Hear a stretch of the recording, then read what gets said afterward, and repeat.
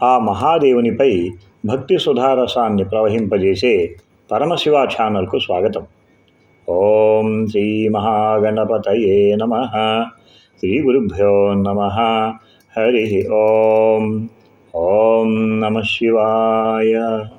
సుమారు 1200 సంవత్సరాల క్రితం కాశ్మీర్కి చెందిన మహనీయుడు, ఋషి, సిద్ధుడు శివ అద్వైత సిద్ధాంతముపై అద్భుతమైన ప్రత్యాభిజ్ఞాకారికాను రచించిన శ్రీ ఉత్పలదేవుడు శ్రీనగర్లోని డాల్ లేక్ ఒడ్డున సంచరిస్తూ భక్తి పారవస్యంలో ఆసువుగా చెప్పిన శ్లోకాల మాల అయిన శివస్తోత్రావళిని తెలుగులోకి నేను అనువదించాను.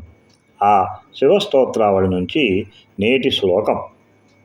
ఓం హర్షాణామథ శోకానాం సర్వేషాం ప్లవకః సమం భవద్యానామృతాపురో నిమ్న భవామిదా.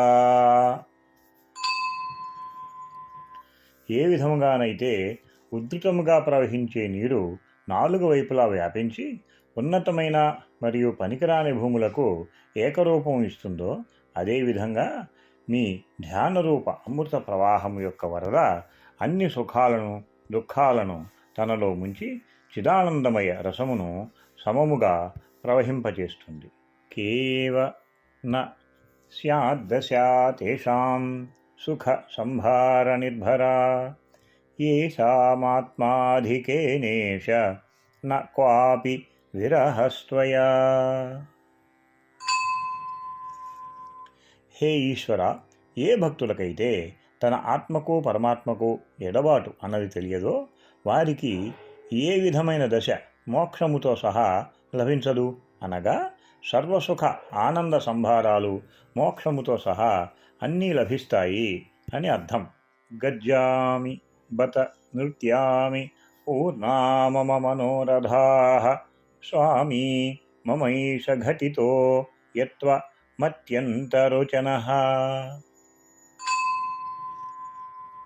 నాకు చాలా ప్రియమైన వర్ణించలేని ఆ ఘటన అనగా నా ఆత్మ పరమాత్మల కలయికతో నా మనోరథములన్నీ కోరికలన్నీ తీరిపోయి ఆనందముతో అరుస్తూ శివనామాన్ని చెబుతూ కేకలు వేస్తూ నృత్యం చేస్తున్నాను.